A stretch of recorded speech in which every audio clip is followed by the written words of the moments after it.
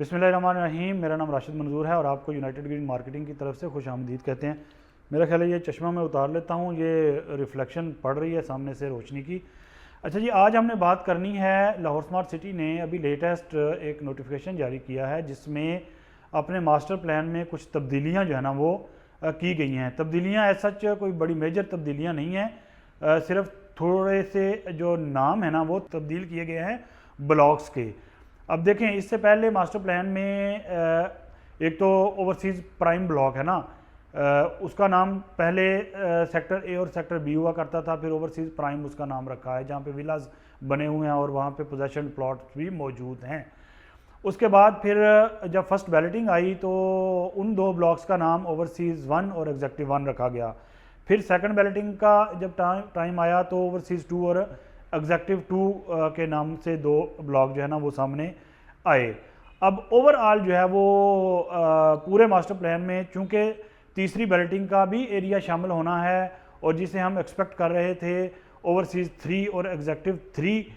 उनका नाम होगा, तो उन चीज़ों को भी शामिल करते हुए जो है ना वो तमाम के नाम जो हैं ब्लॉक्स के चेंज किए हैं और इसकी अहमियत क्या है वो भी मैं आगे जाके आपको बताऊंगा। जो ओवरसीज़ 1 और एग्जेक्टिव 1 है उनका नाम तब्दील करके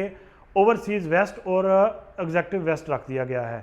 जबकि जो ओवरसीज़ 2 और एग्जेक्टिव 2 के जो ब्लॉक्स हैं उनका नाम तब्दील करके ओवरसीज़ सेंट्रल और एग्जेक्टिव सेंट्रल रखा गया है, जबकि जो एक्सपेक्टेडली ओवरसीज़ 3 और एग्जेक्टिव 3 के ब्लॉक्स होंगे जहाँ पे तीसरी बैलेटिंग जो है ना वो होनी है, तो उनका नाम जो है वो तब्दील करके ओवरसीज़ ईस्ट और एग्जेक्टिव ईस्ट रखा गया है। अब इसकी अहमियत क्या है? अहमियत यह है कि अगर हम देखें तो सेकंड बैलेटिंग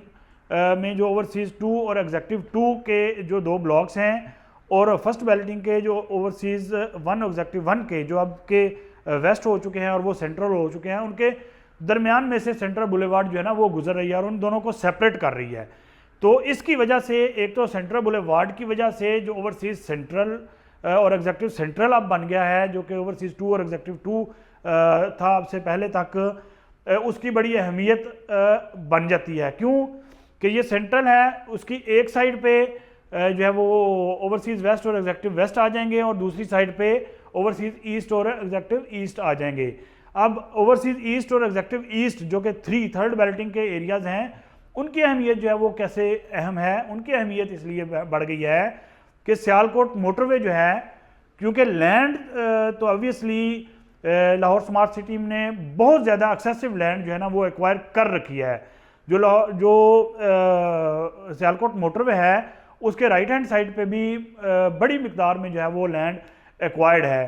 तो जो ओवरसीज़ ईस्ट और एग्जेक्टिव ईस्ट होगा, जो कि यानी कि थर्ड बैलेटिंग होगी, उसकी अहमियत भी बहुत ज़्यादा बढ़ गई है। वो किस वजह से, किस तरह से बढ़ गई है कि अगर हम देखें प्रेसिडेंट जो है ना, देखें माजी के जो तजर्बात होते हैं, माजी की जो एग्जाम्पल्स होती हैं, उन्हें सामने रखते हुए हम फ्यूचर की जो है वो पेशन गोई करते हैं, उसकी अहमियत का अंदाज़ा लगाते हैं।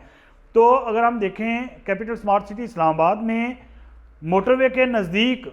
जो ब्लॉक्स हैं उनकी सबसे ज़्यादा अहमियत है। वहाँ पर भी ओवरसीज़ ईस्ट और एग्जेक्टिव ईस्ट के जो ब्लॉक्स हैं वो मोटरवे के करीब तरीन हैं, उसकी वजह से वो सबसे ज़्यादा अहमियत के हमल हैं और वहाँ पे रेट्स और वहाँ पे प्रॉफिटेबिलिटी जो है वो सबसे बेहतर है। उसके बाद फिर सेंट्रल आ जाता है, फिर उसके बाद वेस्ट आ जाता है। तो इस तरह से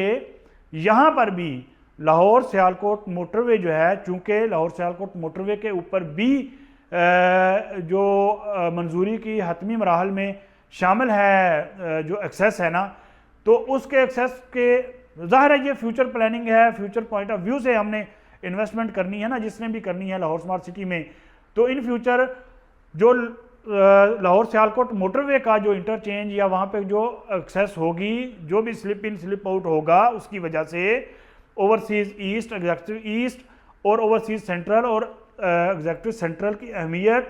सबसे ज़्यादा होगी। तो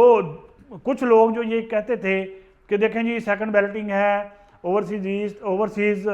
2 और एग्जेक्टिव 2 जो है वो तो पता नहीं बाद में डेवलप होगा, पहले जो है वो 1 डेवलप होगा, पहली बैलेटिंग डेवलप होगी, उसके बाद दूसरे की बारी आएगी, तो उसके बाद फिर तीसरे की बारी आएगी। तो ये मिथ जो है ना, मेरा ख्याल है कि अब इसको हमें तस्लीम नहीं करना चाहिए, इसको छोड़ देना चाहिए। अब इस चीज़ की, इस बात की कोई अहमियत नहीं रही। क्योंकि डेवलपमेंट, क्योंकि जब लैंड मौजूद है कंपनी के पास, प्रोजेक्ट की लैंड जो है रिक्वायर्ड लैंड मौजूद है, तो किसी भी जगह पे किसी भी ब्लॉक की किसी भी वक्त जो डेवलपमेंट है ना वो शुरू हो सकती है। तो इसलिए अगर हम ये कहें कि फ़लाँ ब्लॉक जो है वो पहले डेवलप होगा और फ़लाँ बाद में डेवलप होगा, तो ऐसी अब सूरत हाल मौजूद नहीं है। ऐसी सूरत हाल होती तो उसी हायरार्की में, उसी प्रायोरिटीज़ में, उन्हीं स्टेप्स में जो है ना वो इन चीज़ों को रखा जाता। लेकिन इसमें जो बड़ी मेजर चेंजेस लाई जा रही हैं उसके पीछे यकीनी तौर पर बड़ी स्ट्रॉन्ग रीज़न है कि डेवलपमेंट जो है वो अपने फुल पेस में होगी और डेवलपमेंट पैरेलल हर जगह पे बैक वक्त जो है वो होगी और तमाम लोगों को जो डिलीवरी का राइट है वो इक्वली जो है वो प्रोवाइड किया जाएगा। तो इसलिए जो लोग इस रेट के डिफरेंस की वजह से हिचकिचा रहे थे कि वो 1 की बजाय 2 में जाने से हिचकिचा रहे थे, तो उन लोगों के लिए ये सजेशन है और ये बड़ी वसूख से ये मैं सजेशन उन्हें दे रहा हूँ कि वो आंखें बंद करके जिस जगह पे भी इन्वेस्टमेंट करना चाहें वो बिला झिझक कर लें। इवन के जो तीसरी बैलेटिंग होनी है जो कि ओवरसीज़ ईस्ट और एग्जेक्टिव ईस्ट के ब्लॉक्स की होनी है और उसका बहुत जल्द जो है वो प्रोसेस भी स्टार्ट होगा, तो तमाम लोग उसमें पार्टिसिपेट करने के लिए अपनी बाइंग कर लें। अभी रेट्स जो है ना वो बड़ी हद तक कंट्रोल हैं और चीज़ें भी मार्केट से अवेलेबल हो जाती हैं, तो लेकर अपने नाम पे ट्रांसफ़र करवा के तो आप जनाब वो सारे प्रोसेस का हिस्सा बने, ताकि बेहतरीन लोकेशन और बेहतरीन पोटेंशियल का एरिया जो कि इन फ्यूचर ओवरसीज़ ईस्ट और एग्जेक्टिव ईस्ट का बनने जा रहा है उसमें आप